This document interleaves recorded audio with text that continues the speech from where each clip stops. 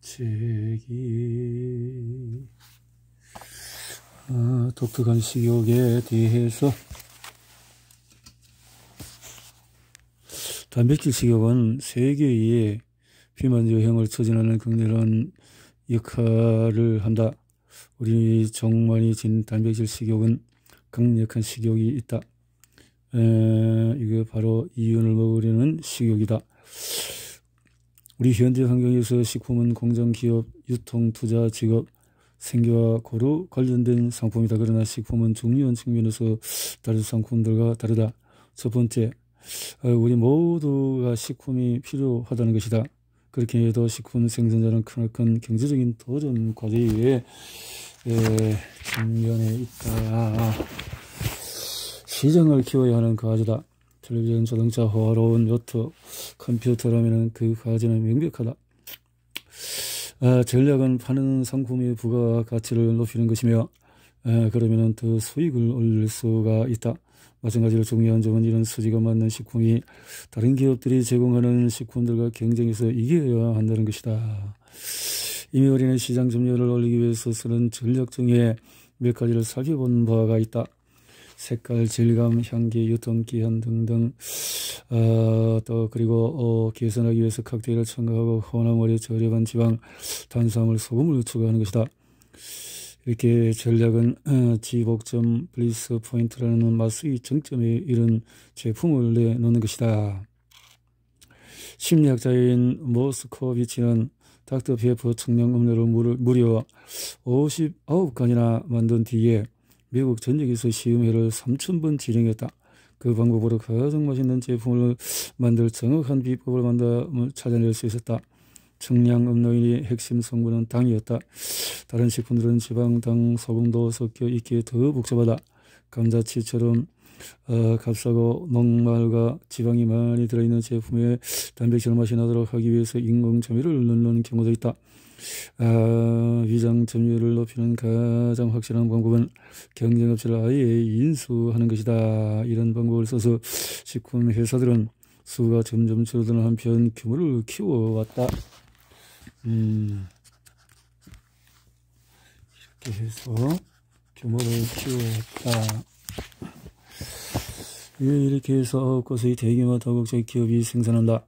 그 중에 한 곳인 네슬레는 2000가지가 넘는 상표를 소유하고 있다. 대기업은 더 작은 경쟁 기업보다도 매우 유리하다. 고객이 더 많다는 것도 명백한 이점이며 규모의 경쟁 덕분에 생산비도 더 낮출 수가 있다.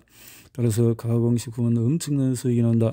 2017년에 네슬레는 연 매출액이 870억 달러를 넘었다고 발표했다.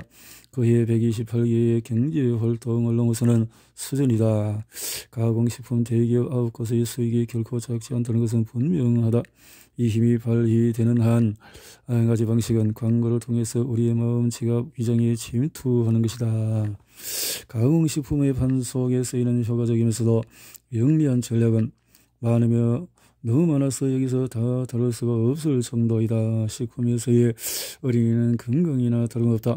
무엇보다도 아동은 수가 많기 때문에 이런 식품 회사가 왜 그렇게 엄청난 돈을 아이들에게 마케팅하는 데 쓰는지를 설명해 주고 있다. 아이들에게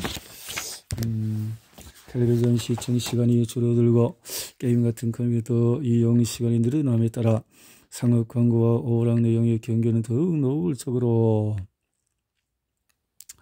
비록 특정한 광고 게임이 얼마나 성공을 거두는지는 직접 측정하기는 어렵지만 버거 체인점 헝그리 제기 오스트레일리아에서 광고 게임을 출시한 지 2주가 지나기 전에 그 광고를 제작한 회사의 대변인이 이렇게 말했다. 아이들은 이런 전설에 특히 민감하다. 가장 냉소적인 반응을 일으키는 중에서 하나는 건강 후광 효과다. 비만과 영양 관련 질환이 증가함에 따라 많은 이가 자신의 식단 선택을 점점 무의식하게 되었다. 마케팅 담당자들은 어떻게 그렇게 할까? 식품 포장지 색깔처럼 무관해 보이는 것도 나름의 역할을 할 수가 있다. 한 연구에 따르면 동일한 막대 사탕에다가 일량 포기만 빨간색이나 초록색으로 했을 때 사람들은 초록색으로 표기한 쪽이 더 건강하다고 판단했다.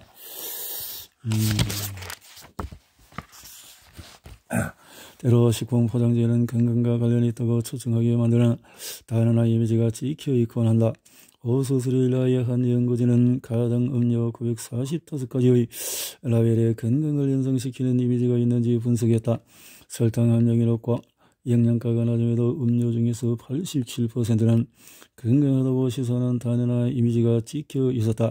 대부분은 과일 이미지나 단어 또는 우리가 올바른 식품과 연관짓곤하는 자질적인 순수한 가공되지 않은 신선한 단어가 찍혀 있었다. 가공 마케팅 분야에는 이런 단어 게임이 난무하다.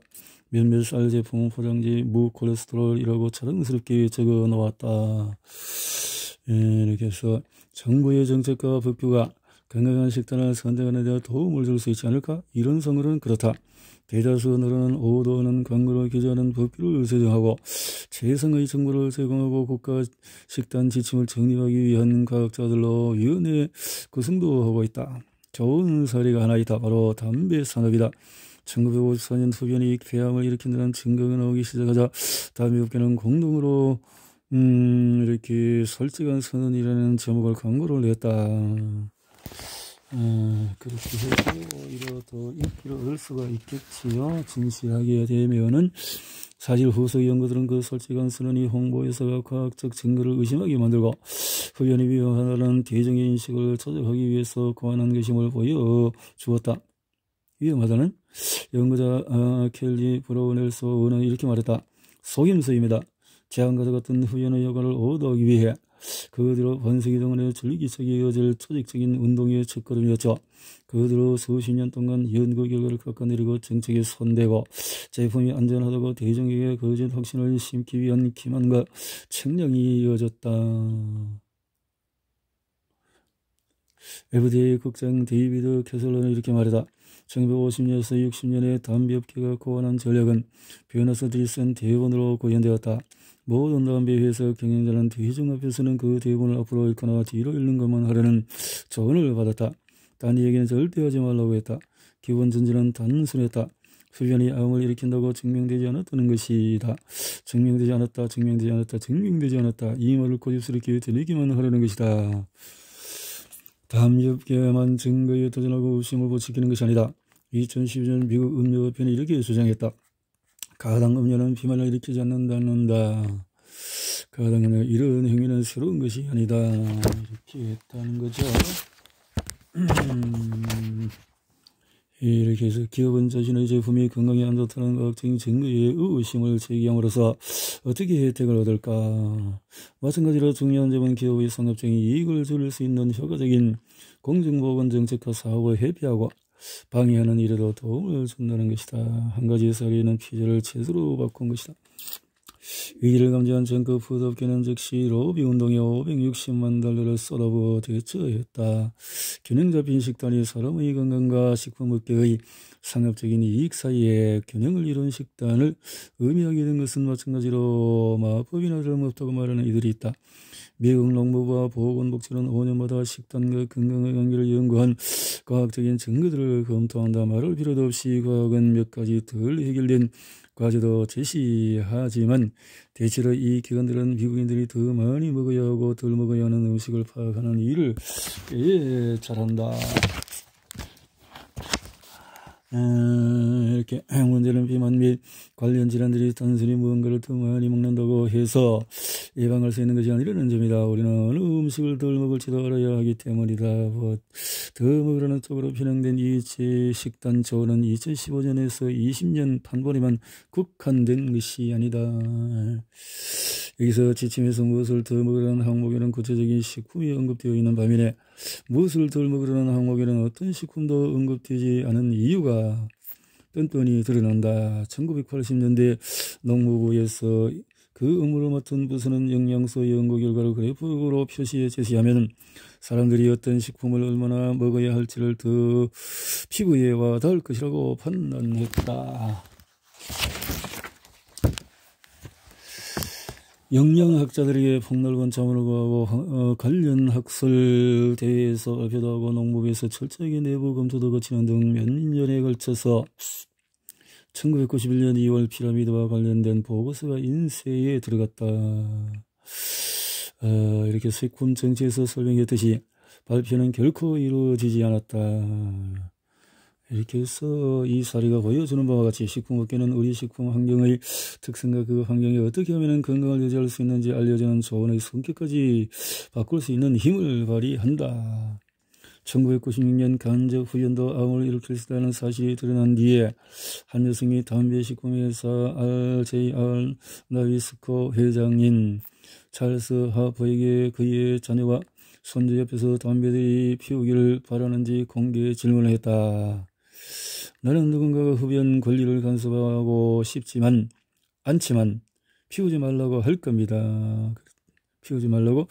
비슷한 맥락에서 2002년에 당시 미국의 전국 외식업협회 회장인 스티븐 앤더슨은 비만 유행의 식당이 어떤 역할을 하는지 질문을 받자 이렇게 답했다. 우리가 전기를 쓴다고 해서 의자에 앉아서 자살해야 한다는 뜻은 아닙니다. 물론 앤더슨은 말이 옳다. 그러나 우리는 연간 전 세계에서 식품 관련 질환으로 사망하는 1,100만 명 중 그 누구도 일부러 죽기 위해서 본 것이 아니라는 점을 명심해야 한다.